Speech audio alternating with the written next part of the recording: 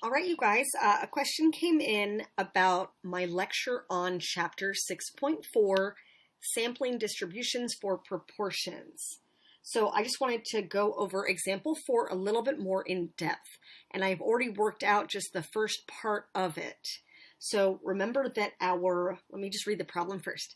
So in a recent year, a fact sheet for the state of Pennsylvania stated that 72.6% of all public high school seniors plan to go to college the next year. An SRS of 400 public high school seniors in Pennsylvania were surveyed. Calculate the mean and the standard deviation. So first thing, we're telling you that this is the proportion of all seniors in Pennsylvania who plan to go to college. So that is my mean, right? That is the true parameter. That is my mean.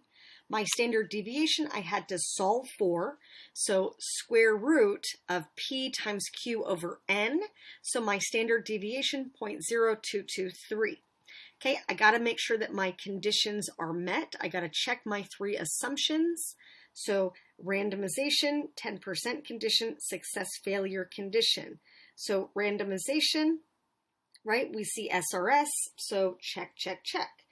Okay, 10% condition. Do we believe that 400 public high school seniors are less than 10% of all public high school seniors? Yes, check, absolutely.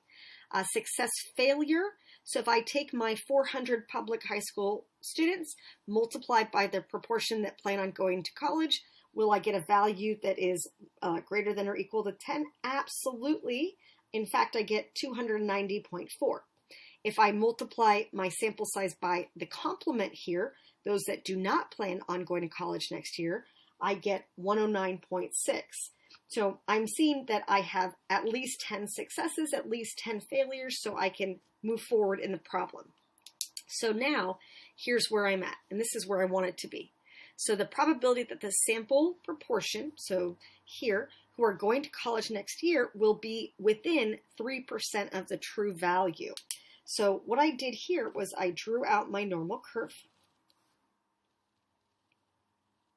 Right smack in the middle is my mean. So that is the figure that's 0.726. Okay? And then from that 0.726, we're saying within 3% of the true value. So I'm just going to mark little notches here, estimations, and I'm going to plus or minus 0.03 from this figure right here. So I get 0.696. And here I get 0.756. So I'm looking at the proportion of students who plan on going to college, and I'm looking at it falling between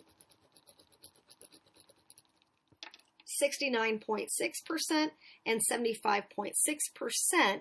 And again, we're focusing on the state of Pennsylvania. Again, the proportion of students who we expect will go to college next year. So as we are right now, we have it based on these figures that are given in the problem. If I converted to z-scores instead, well, here's where my mean would be. That's a z-score of 0. If I looked at these guys as z-scores, this one here, I have z equals observation, 0.696 minus the mean, 0.726 over that standard deviation, 0.0223. So let me take a moment and crunch that.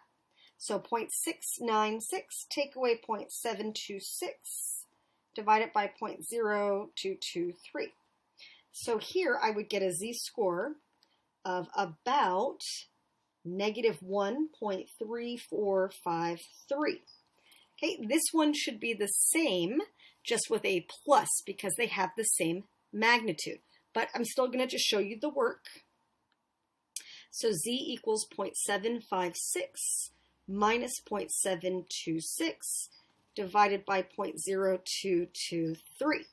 So let me crunch that. So 0.756 subtract 0.726 divide by 0.0223. Okay, so I'm seeing the positive counterpart. I just wanted to double check. So 1.3453. So now I've taken the time to convert to z-scores. but I can actually use my calculator and solve it using z-scores or just based on the raw data that's presented in the problem. So here is option 1. So I can do normal CDF,